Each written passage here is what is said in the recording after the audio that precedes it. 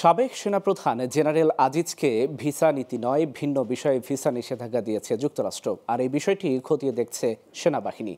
তবে সরকার সবসময়ই যুক্তরাষ্ট্রের সাথে দুর্নীতির বিরুদ্ধে একসাথে কাজ করতে চায়, এসব কথা জানিয়েছেন পররাষ্ট্রমন্ত্রী ডক্টর হাসান মাহমুদ। সকালে ঢাকা রিপোর্টার্স ইউনিটিতে এক অনুষ্ঠানে তিনি বলেন, বিএনপি ভোট বর্জন, গণতন্ত্র বর্জন সহ দেশি বিদেশি বিভিন্ন ষড়যন্ত্রের পরও সফল হতে পারেনি, বরং বিশ্ব নেতারা আবারও ক্ষমতায় আসায় প্রধানমন্ত্রী শেখ হাসিনাকে অভিনন্দন জানিয়েছেন। বিস্তারিত জানাচ্ছেন শাহরিয়ার বাঁধন।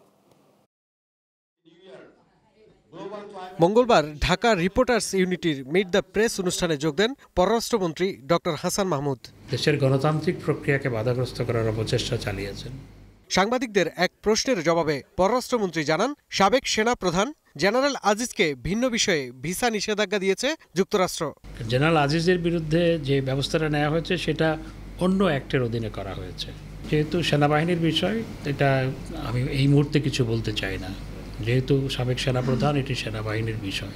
আমরা মার্কিন যুক্তরাষ্ট্রের সাথে ফর কম্ব্যাটিং কারাপশন এবং আরও অন্যান্য ক্ষেত্রে আমরা একযোগেই কাজ করছি। তার মতে, গণতন্ত্রকে যারা বাধাগ্রস্ত করার চেষ্টা করছে, পুলিশ হত্যা, অগ্নিসন্ত্রাস সহ যারা বিচারপতির বাসভবনে হামলা করে, তাদের বিরুদ্ধে ভিসা নীতি দেয়া দরকার যুক্তরাষ্ট্রের।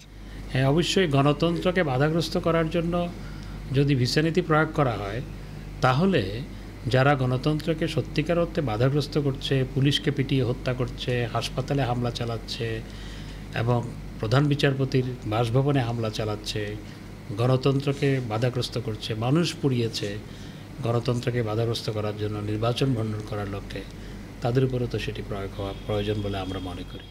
বিএনপি ভোট বর্জন সহ দেশি বিদেশি বিভিন্ন ষড়যন্ত্র করেও সফল হতে পারেনি, বরং বিশ্ব নেতারা আবারও ক্ষমতায় আসায় প্রধানমন্ত্রী শেখ হাসিনাকে অভিনন্দন জানিয়েছেন বলেও জানান ডক্টর হাসান মাহমুদ। তারা দেশ এবং বিদেশে তারা দেশের বিরুদ্ধে ক্রমাগত অপপ্রচার চালিয়েছে। শাহরিয়ার বাঁধন, গ্লোবাল টেলিভিশন, ঢাকা।